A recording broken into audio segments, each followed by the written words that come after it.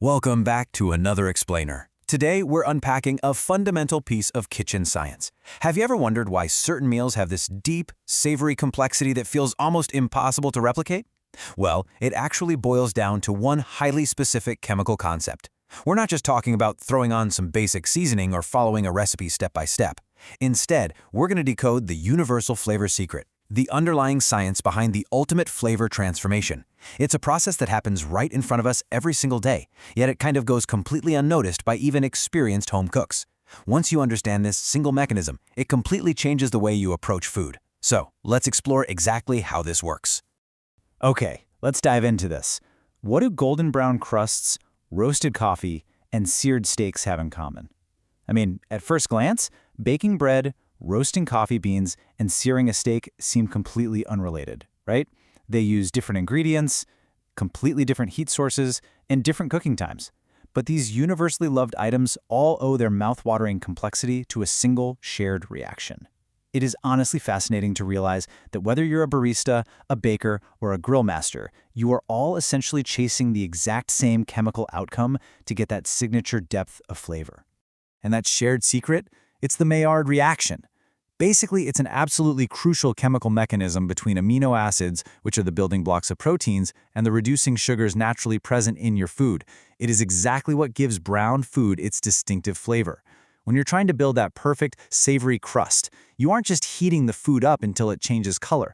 You are actively trying to successfully trigger this exact chemical event. This reaction is literally the undisputed architect of flavor.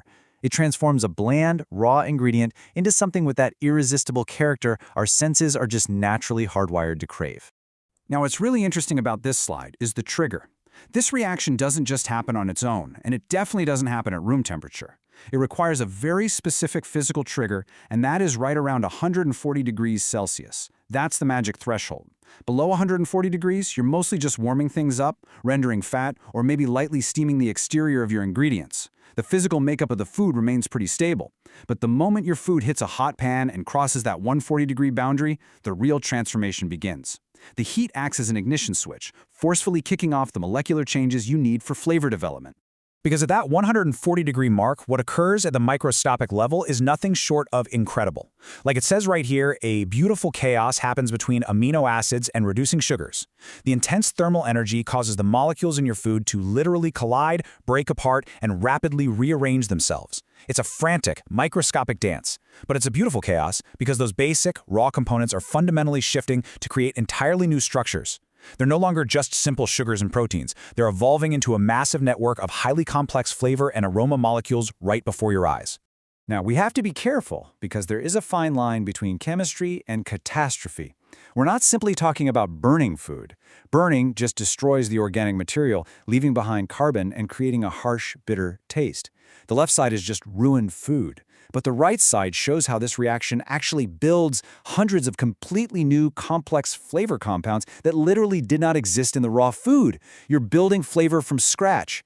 Instead of just masking a bland taste with heavy sauces or a ton of salt, you are physically generating new layers of savory, roasted, and nutty notes that totally elevate the core ingredient.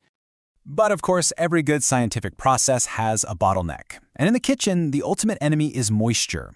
Water is absolute kryptonite to building those complex, rich flavors. If you want that beautiful golden crust, any surface moisture is actively fighting against everything you're trying to achieve. It sits right on the outside of your food, acting as a physical barrier between the heat source and those amino acids and sugars just waiting to react. Until that moisture is completely dealt with, the magical transformation we just discussed is completely stalled. And this brilliantly illustrates why. Look at a dry pan searing at 140 degrees Celsius versus wet food boiling at 100 degrees Celsius. The physics are super simple. Water boils at exactly 100 degrees. Because of this, if your food is wet, the surface physically cannot get past 100 degrees until every last drop of that moisture absorbs enough energy to evaporate into steam. So instead of searing and triggering our beautiful chaos at that necessary 140-degree threshold, your wet food just sits there steaming and boiling in its own liquids.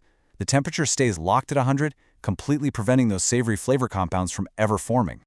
So how do we defeat this enemy? The resolution is incredibly simple and highly actionable. Step 1. Pat your food completely dry. Use a paper towel and eliminate that surface moisture entirely before you even think about cooking. Only then do you move to Step 2. Hit the hot pan. Let that perfectly dry surface make direct contact. By manually removing the water, you're eliminating the temperature bottleneck. The chemistry is fascinating for sure, but executing this one simple physical step is what actually changes the game. It guarantees your food instantly reaches 140 degrees. Ultimately, master the science, master the kitchen. Bridging the gap between the complex chemistry of amino acids and an everyday habit, like simply reaching for a paper towel, is incredibly empowering. You're no longer just blindly following a recipe and hoping for the best. You're actively manipulating science to elevate every single meal you make. This fundamental knowledge gives you complete control over the final outcome, ensuring you consistently unlock that restaurant-quality depth of flavor right at home. The world is full of fascinating science, hiding right in plain sight, dictating how the physical world around us behaves, often in ways we totally take for granted. So, what should we break down next? Drop a comment below with your thoughts and suggestions. I absolutely love exploring the hidden mechanics of our daily lives with you all. Keep experimenting, keep mastering the science in your kitchen, and I'll catch you in the next explainer.